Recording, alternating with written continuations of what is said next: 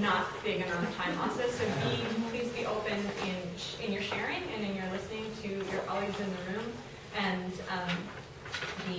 let's go as deeply as we can in this short amount of time. And since I'm talking, I'm just going to go ahead and introduce myself. My name is Sara Zatz. I'm the Associate Director of Chong Company, and I oversee the Undesirable Elements Project, which is our oral history community-based project, which is part but not all of what we'll be doing today. I'm Jesca Prudencio, and I'm the Production Associate and Education Director. I oversee the education programs that our oral history works in the schools, our training institute, and also our residencies and master classes at universities. Hi, I'm Jung. I'm General Manager of Chong Company, and I oversee all of the operations, financial, administrative, and marketing for the company. I'm going to turn it over to Ping. I just want to add, we're going to be on our feet, but if there's anything that you can't do on your feet today, please feel free to sit or lean or accommodate yourself whatever works best for you. This is my 5 minutes. Yes. Okay. I'm Chong, and I've been in interdisciplinary theater, performance, dance person for 40 years. And the themes of my work have almost always been around the theme of otherness, the outsider. And so it's manifested itself in interdisciplinary theater, performance, dance works, as well as the Undesirable Elements series, which is the documentary oral history project with non-performers on stage, telling their own stories. That's been going on for 21 years now, which who knew, when it started. But so parallel, the two sides of my work parallel each other. And when I talk about otherness, it could be any number of ways of thinking about that, as I learned through the years that it was a much broader and universal theme than one which started out as very personal to myself as an immigrant and as a person of color in the United States. So the other thing is that the Undesirable Elements series is as I said, has been going on for a long time. And one of the things that we like to, that we're very proud of is the fact that we've worked with festivals, opera houses, beauty parlors, community centers, Multicultural human service. Multicultural human service. That's places,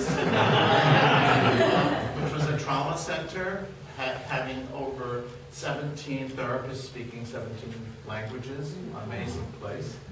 So it's been a very exciting 40 years, and I'm going to stop there and move forward with our You could go session. for another minute.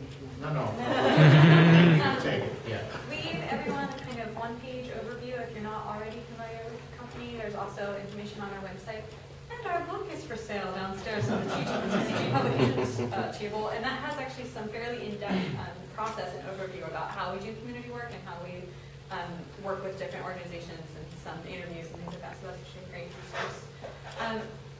Building on what Ping said, Undesirable Elements is our community-based program, but I do think that organizationally we think of ourselves as being integrated into outreach and engagement in all the work that we do, not just in the Undesirable Elements program. And in this conference, I've been thinking a lot about this question of engagement, and I feel like the word engagement is being used as a kind of one big picture word, and I've been trying to think about how I think about it for the work we do. And so, at least with the Undesirable Elements series, I've been kind of thinking about it like one-on-one engagement. We work with specific individuals in specific communities within cities or larger big picture communities. That's kind of a one-on-one engagement. We work in partnership with other organizations that maybe arts are not, like a university, like King was saying, a local community service center, a trauma organization, an after-school youth program. So that's a community engagement with an institution to an institution. And then we do audience engagement once we make the show. And Jane is a great person to talk about this, where we try and live stream our events, we try and do free or low tickets if we can. And that's a different kind of engagement too. So I just want to kind of break down the idea of engagement a little bit for this session and think about there are always these different levels of engagement. Just real quick before we get into our engagement, some of the communities that we've been working with recently, talking about what does it mean to be expressing difference and voices of difference on stage. You know, it's not just about different ethnicities, it's people with different abilities, the disability community, people who are refugees, people who have survived abuse. What are some other, we're doing a project in Brooklyn coming up. Disability has been a big theme for us the last couple of years. We're doing an upcoming project in Brooklyn around civil rights movement and people who were active in 1963 and looking at the 50-year legacy of 1963 to 2013. So even talking about engaging around difference, sort of questioning what that idea of difference means too, and how does that work. So those are just some of the different ways that we're looking at engagement. And with that, we're gonna introduce ourselves. Great. Yes, absolutely. So let's all stand up with our shoes and coffee down on the table. Join the ceremony. So we're going to do just a little introduction, which is very reminiscent of our Undesirable Elements works. And it's an introduction to all ourselves here in this room. We call this the name game. So we're going to go around. You're going to say your full name, all the names that make up your beautiful name. Where you were born. So where you were born, and a role or identity that you play. Those are all things that were on your sheet. Full name, place of birth, and identity that you hold. And then in between each sharing, we're going to clap twice. So those three things. So nice and loud, clear, and let's keep the rhythm of this short performance. So yeah, we'll spread out. Scooch back, yeah.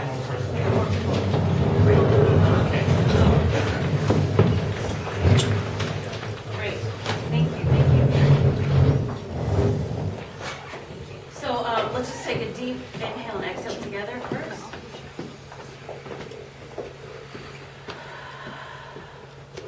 And let's start with 2 claps. I will begin. My name is Jesca Jane Cecilia Alves Prudencio.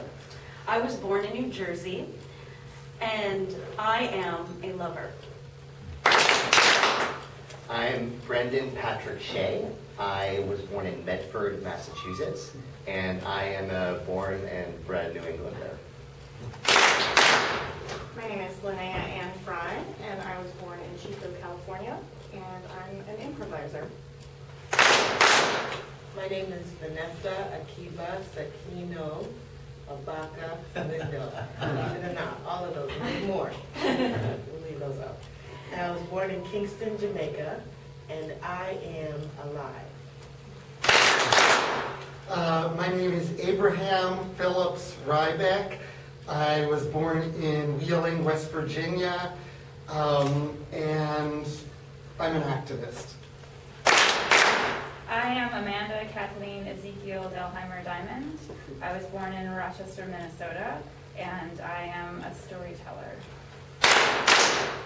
I'm Catherine Cressis Nacero McMillan Casey. I was born in Jamestown, New York, and I am a daughter. My name is Ilana Michelle Brownstein. I was born in Lexington, Kentucky, and I am a humanist. I'm John David Henderson. I'm from Lake Charles, Louisiana, and I am a writer. I'm Antonello Alfredo Davide Di Benedetto. I was born in Partridge, Illinois, and I'm a first-generation American. My name is Mia Ann Fiorella. I was born in Clovis, New Mexico, and I'm a hockey player. My name is Sandra Lynn Harper. I was born in Centralia, Illinois, and I am a grandmother. I am James Savage Royce. I was born in New Bedford, Massachusetts, and I'm an adventurer. I'm Allison Marie Delacruz. I was born in Van Nuys, California, and I am a bye-bye babae, biracial, bisexual woman. I'm Zachary Alexander Toke Berkman. I was born in Turners Falls, Massachusetts, and I'm a dad. I'm Roberta Louise Wells Famula. I was born in Rahway, New Jersey, and I'm a thriver. My name is Daniel J. Banks, aka Daniel Yitzchak Ben Shalom Melech, aka Ni Ayiti Olimla, and I was born at Mount Sinai Hospital in New York City, and I am a husband. I am Lauren Margaret Ignat. I was born in Minneapolis, Minnesota, and I am an optimist. I am Victor Santiago Malana Neal. I was born in Quezon City, Philippines, and I am a son. I'm Bradley Roy Erickson. I was born in Milwaukee, Wisconsin, and I'm a playwright. I'm Lori Marie Schick. I was born in Aurora, Illinois, and I'm a mother. My name is David Augustus Rogerson. I was born at the Boston Lying In Hospital in Boston, Massachusetts, and I'm a father and a husband. My name is Erica Schellenberger Nagel. I was born in Springfield, Massachusetts, and I am a teacher. My name is Jane Kyungwon Jung. I was born in New York City, and I am a theater person. But in English, I'm also known as Ping Chong, but I was born John Chong. I was born in Toronto, Canada. And a rolling play.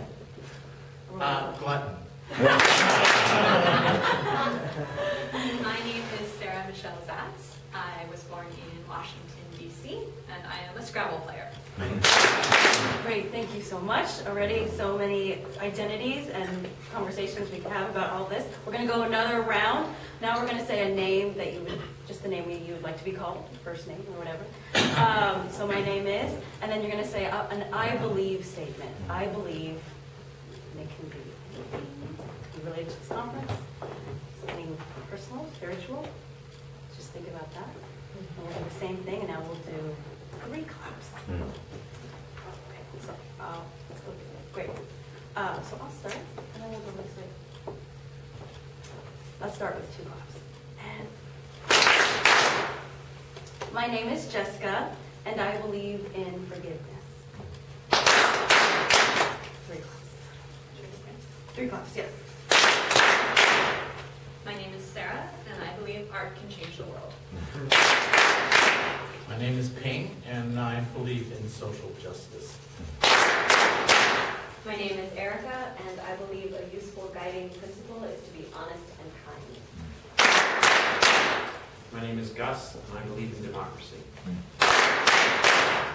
My name is Lori, and I believe in infinite possibilities. My name is Brad, and I believe that theater changes lives. My name is Victor, and I believe theater can fight loneliness. My name is Lauren, and I believe in goodness. My name is Daniel, and I believe we are all connected. My name is Roberta, and I believe it's going to be okay. My name is Zach, and I believe we're all still part of the Big Bang. I'm Allison, and I believe a group of youth committed to the task of art making and each other is an attainable goal. I am Jim, and I believe in personal conversation. I'm Sandy, and I believe we're in the middle of an amazing transformation. Yes, Mia, and I believe we should laugh more. I am Antonello, and I believe in love. I'm David, and I believe all creatures need each other. My name is Ilana, and I believe in the ukulele. My name is Casey, and I believe you should be kind to people because everyone carries an invisible burden. My name is Amanda, and I believe that everyone should have a homemade birthday cake for their birthday. I'm Dave, and I believe that desire is a great source for art and activism. My name is Akiba, and I believe that life is best lived through the gut. My name is Linnea, and I believe in continued My name is Brendan, and I believe the children are our future. Great. Something that we work by in our training is creativity and power and limitation. And the limitation of this activity and in this form, you see our undesirable elements, it starts very much like this. The power of just these simple statements and just claiming your name. So we will, that thread, creativity and limitation is something that we will explore today as well. So we're going to continue kind of moving around the room. So let's just go ahead and push the chairs sort of as far back to the wall. They won't stay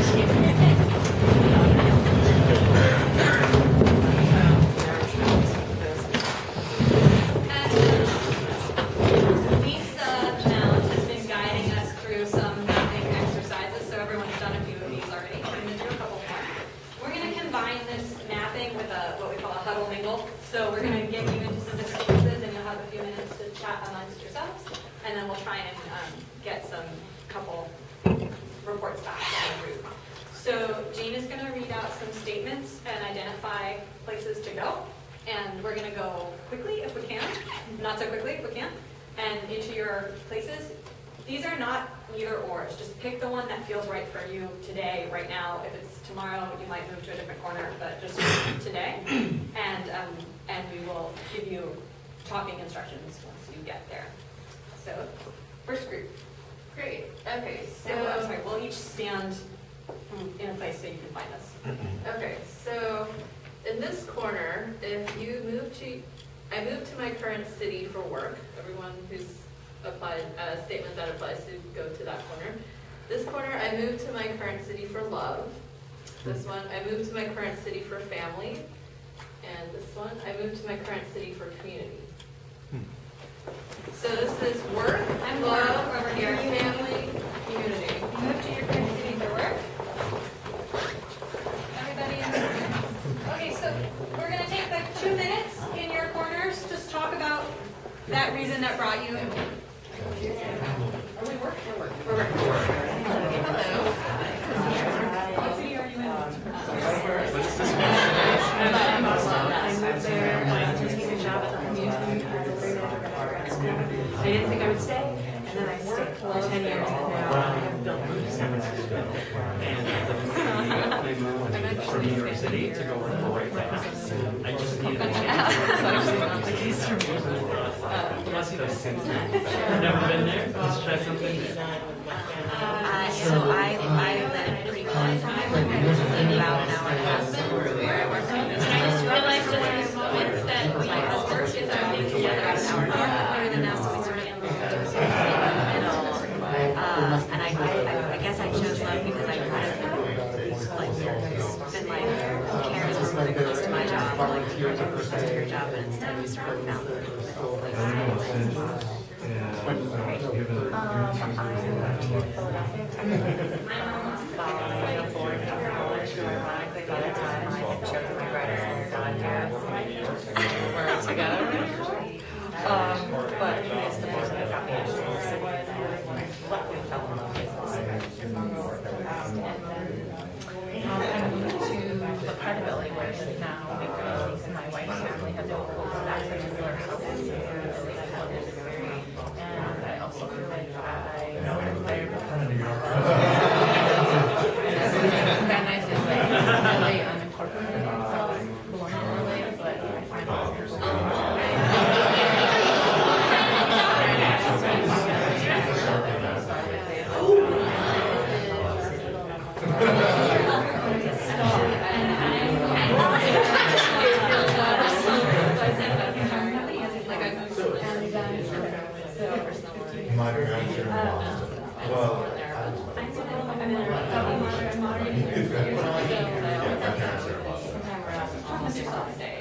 So can I get everyone's attention back to the middle of the room? Did everyone have a chance to share how you got your communities? Can I get sort of just one example from each group, and then we'll remap? Volunteer from this group? I didn't have a choice. I was brought here when I was 9 and I'm the youngest. So this is I came for family? Yeah. Mm-hmm. And your current city is? Boston. I moved to I live in Los Angeles in a house that my wife's family has owned since the late 40s.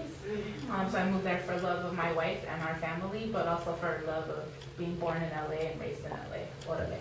The biggest group of yours moved for work. So have you volunteered from? I moved to San Diego from New York. I was living in New York for 6.5 years, and I needed something different. Hadn't been to the West Coast, and I thought, well, why not? Let's try something new. I'll go. I'm from West Virginia, but I had read a newspaper in the 70s called Gay Community News that was a radical queer paper. And I had never been to Boston and didn't know anybody, but I thought somebody's putting out this paper. So I moved there and volunteered the first day. And 30 years later, that's still my circle of friends, the people I met that night. We're going to do another one. Great. So this next one is on a spectrum from this side of the room to this side of the room. So for those who still have close friends and keep in touch with friends from high school, please find yourself on this side. And for those who don't have any friends in high school, this side. So I guess talk to each other and put yourself on this spectrum. Whether you still have friends in high school. I think it's like my best friend in 1 year. So you're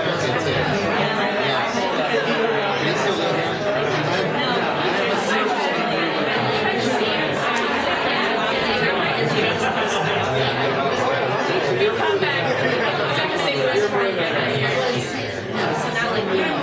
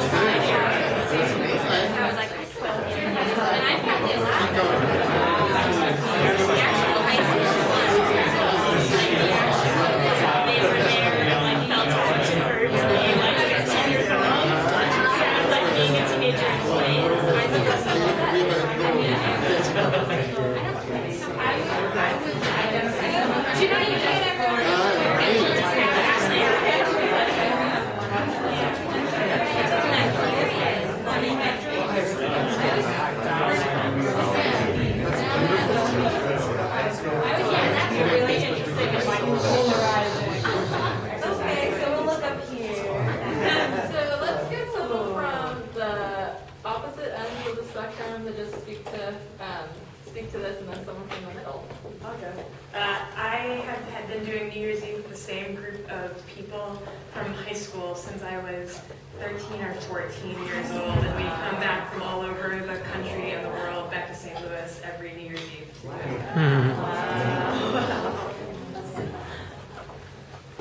I walked away and never.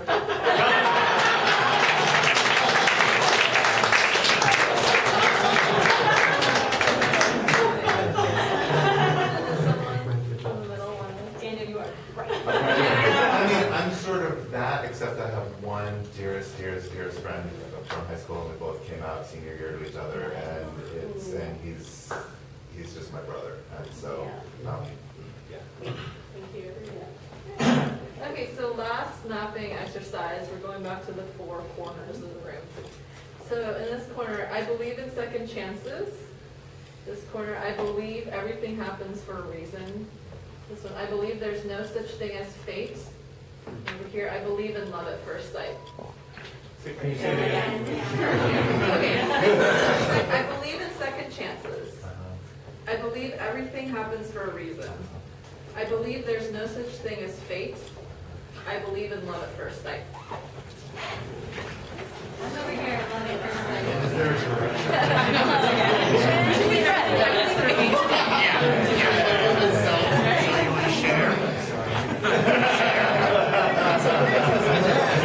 I'm just so amazed that he and I have been in the same like, we work together. This is why we're friends, I guess. We never talk to each other.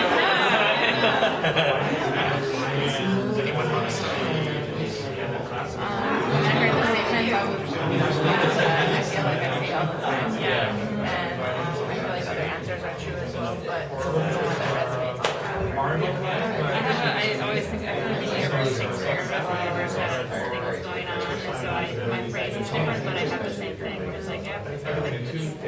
feel like it's not a predestined set of reasons, but like looking back and sort of stringing the beads together, how I got where I am. Some of those beads were like disappointments or second choices or unexpected things that I never would have thought where I am. And he made me laugh, and I looked across the room, all those things. Life was a series of inspiration and inspiration. Those guys went to It's like breath is necessary for everything to grow in the same direction.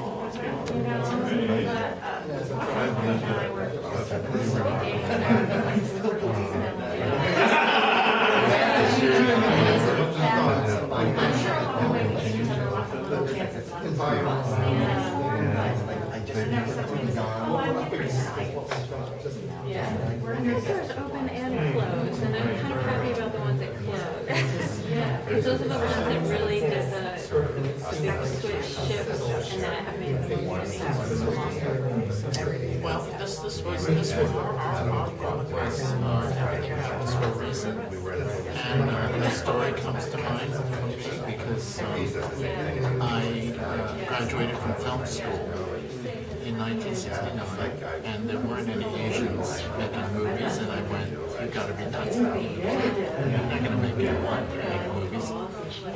So I just decided to take French and Mandarin and dance, which I had never done because it was not a manly thing to do in my day. But at that time it was the no sex era of the 60s, and I said, I'm going to take dance classes with a woman whom I had heard about as being a notorious enfant terrible of the avant-garde in New York, Meredith Wong. So I took classes with Meredith in an NYU adult theater. And Meredith said, you can move, you're a good mover, come to my workshop. And I went, oh, what the fuck is she talking about? And I didn't go. So come to my private workshop because the class was over, and I couldn't. She's talking about it, and so I didn't leave. I have one little thing. Yeah, the last one. And so I didn't go, and so I was kind of slackering and not, smoking a lot of pot and stuff like that. And one day I'm walking on Houston Street, about to cross the street, waiting for the light to change, and Meredith says, standing there, why didn't you come to my class? Telling you to come to my class. There's a class tonight, it's across the street, come. So I walked around 4 times around the block, and I went out. I hadn't gone there.